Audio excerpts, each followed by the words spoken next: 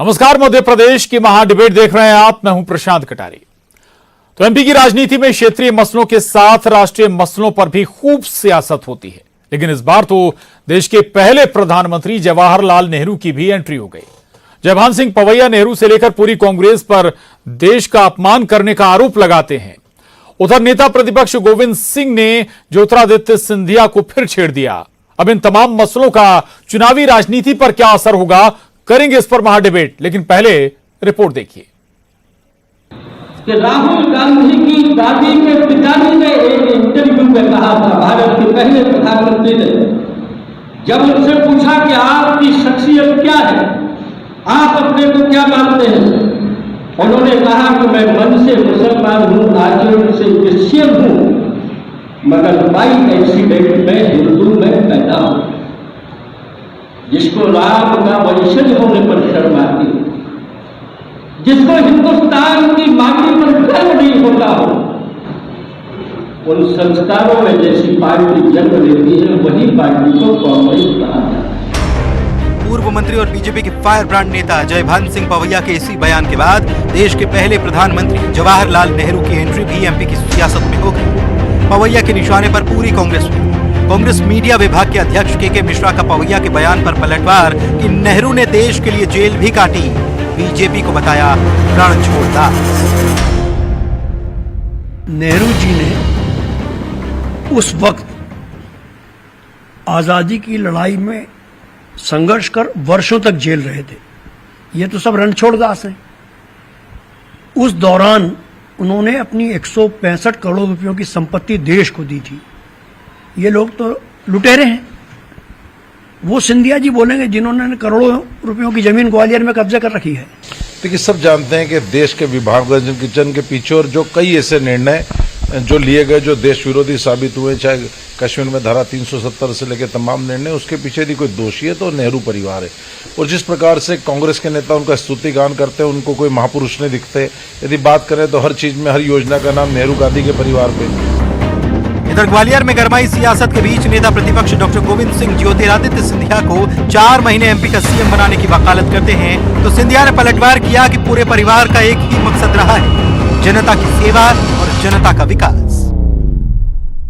ज्योतिरादित्य सिंधिया को बनाने का मैं पक्षधर हूँ। 4 महीने के लिए उनको बनाना चाहिए कि उन्होंने पार्टी के साथ, जिसमें पार्टी ने पीछे था, उस पार्टी को धोखा दे के गए हैं, तो आखिर उनकी इसका परिणाम भारतीय जनता पार्टी को, इसका फल उनको नवंबर तक के लिए मुख्यमंत्री बना के देना चाहिए। दिसंबर तो कांग्रेस का झंडा सिर्फ मुख्यमंत्री कमलनाथ के नेतृत्व में सचिवालय में फहराएगा। जो लोग इस परिवार को करीबी से जानते हैं, चाहे कांग्रेस में रहे हों, चाहे बीजेपी में रहे हों, चाहे मेरी दादी रहे हो, चाहे मेरे पूज्य पिताजी रहे हो, चाहे मैं रहा हूं, हमारी एक ही मंशा है, एक ही सोच है, एक ही विचारधारा है, और वो है जनता का विकास, जनता की सेवा। विधानसभा चुनाव में लगभग 7 महीने बाकी हैं। इससे पहले सियासी दल हर उस मसले को टटोल लेना चाहते हैं जो विरोधी पर हावी होने का मौका दे जाए। चुनावी राजनीति में वोट की जुगाड़ करा। ग्वालियर से सुशील कौशिक, भोपाल से वासु चौरे के साथ bureau report, news 18 Madhya Pradesh, Chhattisgarh.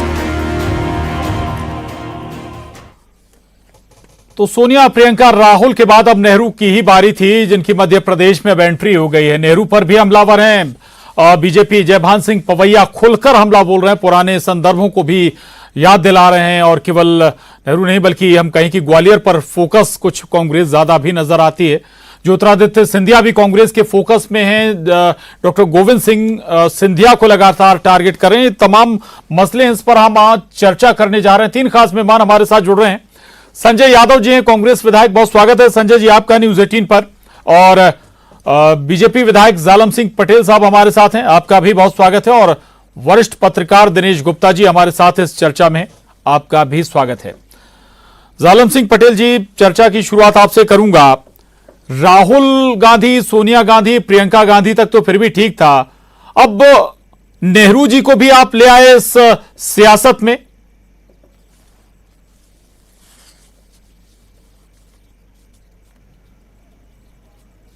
सभी सम्मान्य नागरिक बंधुओं को भी नमस्कार। जैसा कि हम सभी जानते हैं, आजादी के 75 वर्ष में 55 से 60 साल तक देश में कांग्रेस की सरकार रही। और अगर किसी का कोई अगर शौचालय बन तो राजीव गांधी, फिर इंदिरा गांधी या फिर नेहरू जी के नाम से बनते थे, उससे बड़े छोटे लेखे। और देश आजादी में हजारों हजार लोगों ने जी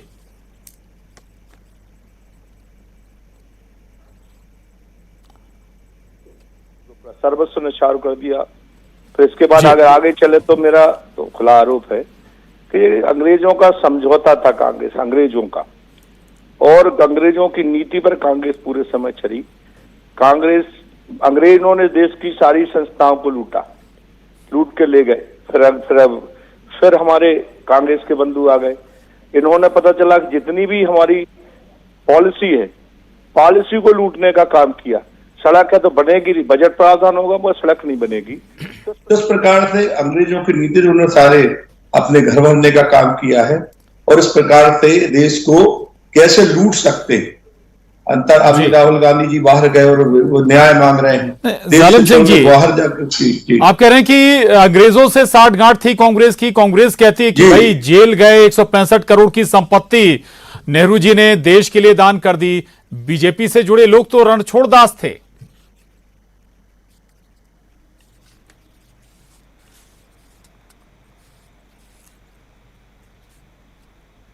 उदाहरण देना चाहता हूं, हमारे जिले का उदाहरण देना चाहता हूं। 1842 की क्रांति में बुंदेला विद्रोह हुआ था राजा हृदय शाह जी के नेतृत्व में। 1883 हल्का थे उनके, 1883 25,000 सेना थी उस समय, 10,000 का उन पर इनाम था। और पूरे परिवार पर और उनके भाई पर 5,000 का, उनके दूसरे 2,000 का, लड़के पर 2,500 का, और पूरी संपत्ति राजसात कर ली गई। पूरी संपत्ति की मैं बात कर रहा हूं, अंग्रेजों ने राजसात करी। तो इस प्रकार से उनका नाम तो नहीं आया। मैं सिर्फ यही का उदाहरण बता रहा हूं सर। बाकी और भी हमारे, चाहे सुभाष चंद्र बोस जी की बात करो, कभी ऐसा कहा कि सिर्फ गांधी नेहरू परिवार ने सब कुछ कर लिया, तो जी तो लोगों को भ्रम 50-60 साल तक बताते रहे कि सब कुछ गांधी से, बाकी तो सब कुछ देश ने किसी ने कुछ किया नहीं। तो इस प्रकार से मैं कह सकता हूं कि जो देश को भ्रम इनके साथ मीडिया को कैप्चर करके रखे थे। बाकी सारी संस्थाएं इनके अपने आप कब्जे में कर लिया था। जितनी संस्था हो सकती सारी की सारी कांग्रेस अपने कब्जे में। या अब लोकतंत्र आया, मोदी जी आए, उसके पहले अटल बिहारी वाजपेयी आए। गांव की सड़क कब बनी? जब अटल बिहारी वाजपेयी आए। तो जो पहले अब स्कूल तब खोले जब हमारे, चले आपका दावा कि जब से बीजेपी आई तब से विकास की गंगा बही। संजय यादव जी, जयभान सिंह पवैया कड़ी से कड़ी जोड़ रहे हैं और इस कड़ी में जवाहरलाल नेहरू का भी वो जिक्र करते हैं। और एक्सीडेंटली हिंदू वाला बयान तो ये अक्सर संदर्भों में पहले भी रहा है। इस पर रिएक्शन जरूर आपका।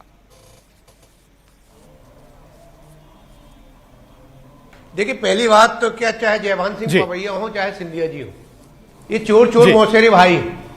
पहले यही जयभान पवैया जी सिंधिया जी को गाली बकते थे हैं। और सिंधिया परिवार तो वैसे ही गद्दार परिवार कहलाता है, जिसने झांसी की रानी के लिए दरवाजे बंद कर दिए थे। और ये परिवार अंग्रेजों से मिला हुआ था। अगर सिंधिया जी को इतना ही प्रेम है मध्य प्रदेश से, तो आज मध्य प्रदेश कर्ज के बोझ में लदा हुआ है। और जिस जमीन बचाने के लिए भारतीय जनता पार्टी में गए हैं सिंधिया जी, उस जमीन को जैसे नेहरू खानदान ने, गांधी परिवार ने सब सर्वत्र निछावर कर दिया, प्राणोती की आहुति दी थी देश के लिए। भारतीय जनता पार्टी के एक नेता ने एक अंगुली भी नहीं कटवाई देश के लिए, माफी मांग के। अनेक उदाहरण, भारतीय जनता पार्टी जो पूर्वज थे उन्होंने माफी मांग के अंग्रेजों से माफी मांगी है। तो ये देश का इतिहास जो मिटाता है वो खुद मिट जाता है। तो कभी इतिहास मिटाया नहीं जा सकता। हम मूर्ति क्यों लगाते हैं? किसी की मूर्ति लगाएं कि इनसे प्रेरणा मिलती है, इनसे मार्गदर्शन मिलता है। लेकिन जो इतिहास मिटाता है वो कभी बचा नहीं है इस देश में। इस देश की हमारी संस्कृति, आज भारतीय जनता पार्टी देश किसको मान रही? अडानी को। संस्कृति किसको मान रही? अडानी को। अगर राहुल गांधी जी सड़क पर निकले हैं कि मोदी जी के और अडानी जी के क्या रिश्ता है, तो जवाब देने में क्या परेशानी हो रही? अगर रिश्ता है तो आप बताइए। नेहरू जी ने आज नेहरू भारत की आत्मा बसती है, नेहरू जी उसमें आत्मा बसती रही जी। वो नेहरू। संजय जी, भारत एक सवाल बार बार उठाया जाता है सोने की बीजेपी के जरिए कि क्या केवल नेहरू गांधी परिवार ने ही देश के लिए सब कुछ किया आजादी में, बाकी कोई और नहीं था क्या? क्यों नेहरू गांधी परिवार के अलावा हम और नाम नहीं लेते क्या? सरदार वल्लभ भाई पटेल का नाम नहीं लेते या शहीद भगत सिंह का नाम नहीं लेते? सबका नाम लेते हैं। जो महान योद्धा थे, हजारों क्रांतिवीर थे, हजारों स्वतंत्रता संग्राम सेनानी थे। स्वतंत्रता संग्राम सेनानी कांग्रेस के क्यों हुए? बीजेपी में कितने स्वतंत्रता संग्राम सेनानी है? बीजेपी में तो जो मीसाबंदी के समय हुए थे, जिन्होंने भाजपा सरकार आई तो वो किसी कारण जेल गए हो तो उन्होंने अपना पेंशन के लिए मीसाबंदी में नाम लिखवा लिया। तो भारतीय जनता पार्टी का इतिहास कहां है स्वतंत्रता संग्राम में? हम क्यों नहीं पूछेंगे भारतीय जनता पार्टी से सवाल कि आपका एक इतिहास बता दो कि आपका भारतीय जनता पार्टी का लोगों का भारतीय जनता पार्टी का जन्म कब हुआ? कि जिस स्कूल में अगर मोदी जी पढ़े हैं वो स्कूल भी कांग्रेस ने बनवाया था। तो ये भारतीय जनता पार्टी को भूलना नहीं चाहिए। इनको अपना इतिहास, भारत के इतिहास या भारत की संस्कृति को मिटाने का प्रयास नहीं करना चाहिए। अगर इनको इतना प्रेम है सिंधिया जी से तो सिंधिया जी को मुख्यमंत्री बना दे और सिंधिया जी की विरासत, अरबों की विरासत भारतीय जनता पार्टी मध्य प्रदेश कर्ज के बोझ में लदा जा रहा है, उस कर्ज को उबार सकते हैं अगर भारतीय जनता पार्टी को। संजय जी, उस पर भी आऊंगा डॉक्टर गोविंद सिंह जी। 4 महीने कहते हैं भाई सिंधिया जी को बना दे सीएम जी। दिनेश गुप्ता जी भी हमारे साथ हैं।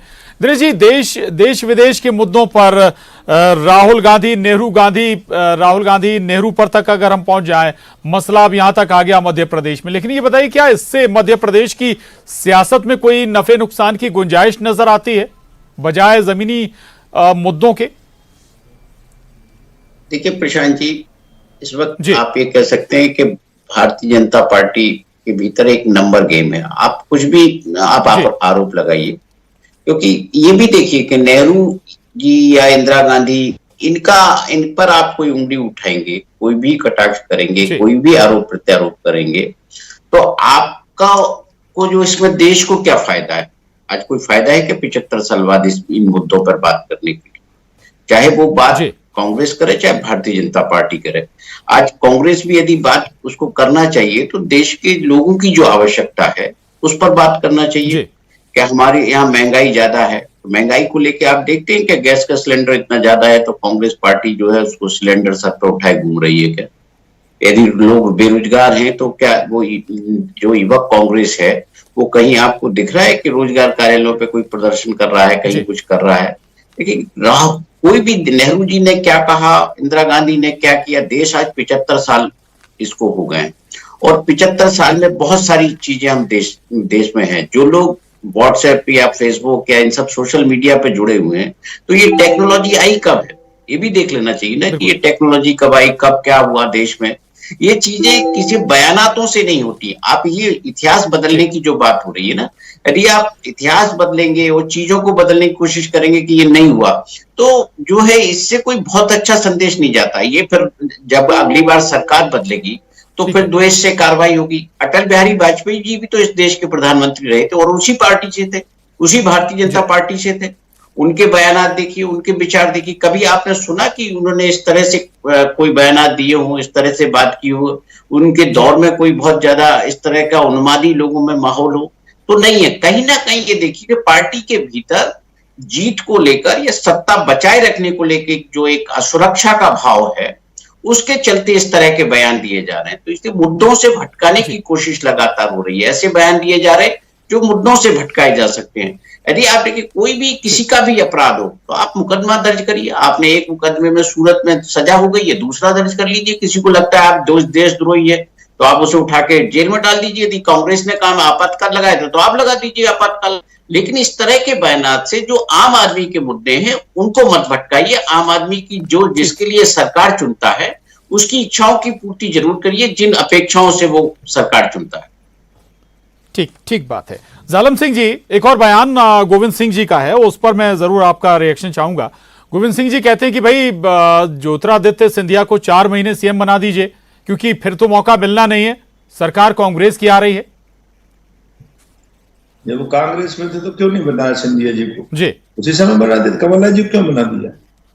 और वो तय करेंगे, कांग्रेस के प्रतिपक्ष के नेता है, वो तय करेंगे कि भाजपा में कौन बनेगा। तो हमारे प्रदेश के मुख्यमंत्री जी लोकप्रिय है, लगातार जनता के लिए काम कर रहे हैं, तो लगातार बने रहेंगे, उनके नेतृत्व में चुनाव होने वाला है, इसलिए मुझे कोई विशेष बात नहीं। अभी मैं सुन रहा था एक और, राहुल गांधी जी विदेश में जाके क्यों न्याय मांग रहे कि देश के यहाँ लोकतंत्र बचाना है भाई, उनको ये बात करना कहां तक उचित है? आप अपने देश में बात करिए, जो भी करना। दूसरी बात, मैं पॉलिसी की बात कर रहा था, मैं अभी उन्हें बताया, गरीब आदमी का पक्का मकान एक सपना होता है, कब बना है? 10 करोड़ के आसपास मकान बन गए। गैस कनेक्शन की 10 करोड़ के आसपास गैस कनेक्शन, तो 5 लाख तक का निःशुल्क इलाज, इसके पहले कब मिला है देश में? उनका वो काम। शौचालय छोटी सी चीज है, महिलाओं के साथ कितने अत्याचार होते थे। एक गांव तक, हर गांव तक सड़क पहुंचाने के लिए अटल बिहारी वाजपेयी से लेकर आज तक शुरू उसकी एक सड़क पर 4 लाइन की अगर बात करें, 4 लाइन कब बनाई गई, इस पर भी तो बात होना चाहिए। क्योंकि कांग्रेस ने कोई काम, अगर हम कोई बात कह रहे हैं, मान लो हम भाजपा करें तो हमारा कटाच करो, हमने कुछ नहीं किया, आपने नहीं किया, वो तो हम बात कर रहे हैं।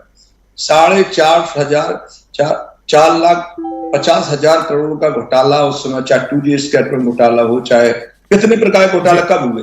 कांग्रेस समय हुए ना। हमने तो आप ही की संस्था ने जांच की और आप बाकी लोग जेल गए, सुखराम जी जैसे नोटों पर सो रहे हैं। बाकी कॉमनवेल्थ घोटाले से कितने घोटाले हुए, तो इस पर चर्चा कौन करेगा? इस पर तो बात तो भाजपा ने तो किया नहीं।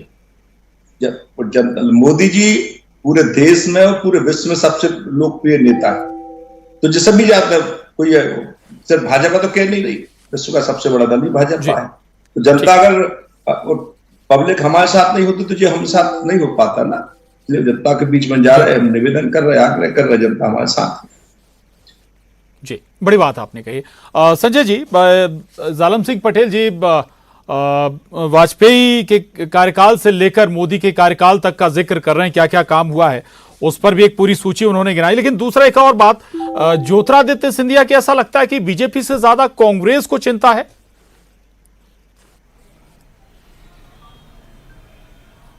नहीं, देखिए, ज्योतिरादित्य सिंधिया हमारे लिए वो विषय नहीं है। वो तो अच्छा हुआ कि ऐसे गद्दार चले गए, क्योंकि वो सरकार चलाने नहीं देते। लेकिन मेरे को दिनेश गुप्ता जी की बात बहुत अच्छी लगी, और मैं आपके माध्यम से, मुन्ना भैया ने बहुत अच्छी कुछ बातें कही कि अटल जी को कांग्रेस वाले कभी गाली नहीं देते, क्योंकि अटल जी सम्मानीय थे, इस देश के लिए कुछ काम किया है। अगर मनमोहन सिंह जी की सरकार कुछ लाई थी, चाहे मनरेगा आज मील का पत्थर साबित हुआ, तो भाजपा वालों को उसकी भी तारीफ करना चाहिए। अगर प्रधानमंत्री ग्रामीण सड़क अटल जी लाए थे, तो वो उसको जारी रखा, डॉक्टर मनमोहन सिंह जी ने बंद नहीं किया। जो योजना अगर अच्छी थी भाजपा की तो जारी रखी। मनरेगा, फूड सिक्योरिटी बिल, शिक्षा का गारंटी का अधिकार, ये मनमोहन सिंह जी के समय आना चाहिए। देश की अर्थव्यवस्था क्या थी, ये बात भी इनको करने से भारतीय जनता पार्टी को मना नहीं करना चाहिए। स्वाभाविक है, वर्तमान में मोदी जी हैं, तो मोदी जी से अपेक्षा देश को जो आपने वादा किया था 2 करोड़ लोगों को रोजगार देने का, 15 लाख प्रति खाते में देने का, अगर आपने किसी वादा किया था तो वो तो हम पूछेंगे, जनता का अधिकार है कि आपने कहा था साहब 2 करोड़ लोगों को रोजगार देंगे, कहां मिला? आपने कहा था प्रत्येक खाते में 15 लाख आएंगे, चुनाव बाद आप कह देते अमित शाह जी कि ये तो जुमला था। तो स्वाभाविक है, भारतीय जनता पार्टी जुमला की सरकार है। भारतीय जनता पार्टी जो कहती है वो जनता मानने लगी कि चुनाव के बाद आप कहते थे जुमला है, तो आप पे जनता भरोसा करेगी क्यों? जनता एक बार भरोसा कर सकती, 2 बार भरोसा करती है, लेकिन बार बार नहीं कर सकती। इसलिए अब शिवराज जी के ऊपर आम जनता का विश्वास खत्म हो गया है, क्योंकि आपने 18 साल 19 साल सरकार चला ली। 19 साल बाद आप कोई चीज कहोगे तो जनता विश्वास नहीं करेगी। हमें सिर्फ 15 महीने की सरकार मिली, 3 महीने आचार संहिता के, 12 महीने की, 12 महीने के 5-6 काम ऐसे हैं जो जनता याद रख रही। चाहे शादी विवाह 51,000 हो, बिजली का बिल हाफ हो, पेंशन 300 से 600 कर दी हो, किसानों का कर्ज माफ हुआ हो, गौशाला का निर्माण हुआ हो।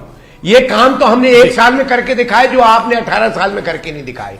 तो 18 साल बनाम 1 साल की तुलना मध्य प्रदेश से होगी। और चूंकि भारतीय जनता पार्टी घबराई हुई है, विचलित है, भारतीय जनता पार्टी घबराहट में ऊल जुलूल बयानबाजी करती है, और जब विकास के मुद्दों को भटकाकर नए उसमें बोलना चाहते हैं, जैसे दिनेश गुप्ता जी ने बहुत अच्छी बात कही थी, अगर संचार क्रांति के कोई जनक है तो राजीव गांधी जी। संचार क्रांति के जनक थे। इंदिरा गांधी जी ने पाकिस्तान के 2 टुकड़े कर दिए थे, बांग्लादेश बना दिया था। तो कुछ ना कुछ हर पूर्व प्रधानमंत्री कांग्रेस के नाम है। अटल जी जैसे अच्छी विचारधारा थी, बदले की भावना नहीं थी। जब से मोदी युग आया है तब से देश में जहर घुलने लगा है, आपसी भाईचारा खत्म हो गया है। तो मोदी जी ने सिर्फ अडानी के लिए मोदी प्रधानमंत्री बना है, देश के लिए नहीं बना मोदी प्रधानमंत्री। चले ये आपके विचार। दिनेश गुप्ता जी, मैं फिर ग्वालियर चंबल पर थोड़ा सा लौटूंगा, चूंकि सिंधिया का मसला था और ग्वालियर चंबल पर आपसे बेहतर शायद और कोई नहीं बता पाएगा। ग्वालियर चंबल सिंधिया को लगातार कांग्रेस टारगेट करती है। एक स्वाभाविक है कि सिंधिया के जाने के बाद कांग्रेस को एक बहुत बड़ा डैमेज तो लगा। भले ही संजय जी कह रहे हैं कि भाई हमारे लिए सिंधिया कोई मैटर है नहीं, क्या वही जो स्पेस है भरने की कोशिश कांग्रेस कर रही है? प्रशांत जी, सिंधिया जी जब कांग्रेस में थे तब भी कांग्रेस ही उनको टारगेट करती थी। आप देखिए ना, तब भी उन्होंने टारगेट किया। क्यों नहीं उनको जो है पार्टी 18 का चुनाव का पूरा आप देखिए कि जिस तरह से प्रदेश में माहौल था, तो कहीं ना कहीं एक लोगों को थोड़ा सा फेस तो लग रहा था ना कि ये मुख्यमंत्री होंगे। लेकिन आप मध्य प्रदेश ही क्यों, आप राजस्थान में भी देखो, क्या सचिन पायलट को कांग्रेस में अभी नुकसान नहीं हो रहा है? क्या उनको भी नुकसान हो रहा है? उनको भी इसी तरह से कांग्रेस में व्यवहार हो रहा है। तो देखिए, राजनीति अपनी तरह से काम करती है। जो जिस दल में होता है उसे अपने, यदि राजनीति के अनुसार, उस दल की राजनीति के अनुसार अपना काम नहीं करेगा तो कैसे सरवाइव करेगा? यदि आज सिंधिया जी भारतीय जनता पार्टी में है तो कांग्रेस के लिए तो है, आप एक बड़ा स्पेस खाली हुआ है और पूरा 34 सीटों पर स्पेस खाली हुआ है, तो हर नेता वहां उस स्पेस को कैप्चर करना चाहता है। कमलनाथ जी भी करना चाहते हैं, दिग्विजय सिंह जी वहां सक्रिय, उन्होंने तो कहा था कि वो बड़ा सेंध लगाने वाले हैं, लेकिन जो है अभी हो सकता है इलेक्शन के समय तक कोई बड़ा परिवर्तन दिखाई दे। और उस क्षेत्र से तो कांग्रेस को सबसे ज्यादा उम्मीद है ना। उन्हें लग रहा था कि कांग्रेस में जो उस पिछले विधानसभा चुनाव में जो कांग्रेस को सफलता मिली थी वो उसमें सरकार बनाने में सहायक रही है, और अभी भी उस क्षेत्र का वोटर उनके साथ है, कांग्रेस के साथ। तो वो तो है, कांग्रेस पार्टी लगातार उसी इलाके पर फोकस की हुई है। तो उसकी कोशिश ये है कि वहां यदि उसने अपनी बढ़त बना के रखी तो उनको सरकार बनाने में की संभावनाएं कुछ बढ़ जाती। बिल्कुल बिल्कुल, बड़ी महत्वपूर्ण बात यहाँ पर दिनेश जी ने कही। और स्वाभाविक है कि मसले बातचीत भले ही राष्ट्रीय अंतर्राष्ट्रीय मसलों की हो जाए, नेहरू की बात हो जाए, लेकिन स्वाभाविक है कि फोकस दोनों बड़े सियासी दलों का इस वक्त मध्य प्रदेश ही है और कैसे वोट की जुगाड़ हो जाए, ये सबसे पहला मकसद है। माफी चाहूंगा, चर्चा को और आगे नहीं बढ़ा पाएंगे। बहुत शुक्रिया संजय यादव जी, जालम सिंह पटेल जी, दिनेश गुप्ता जी, बहुत धन्यवाद। महाडिबेट में बस इतना ही।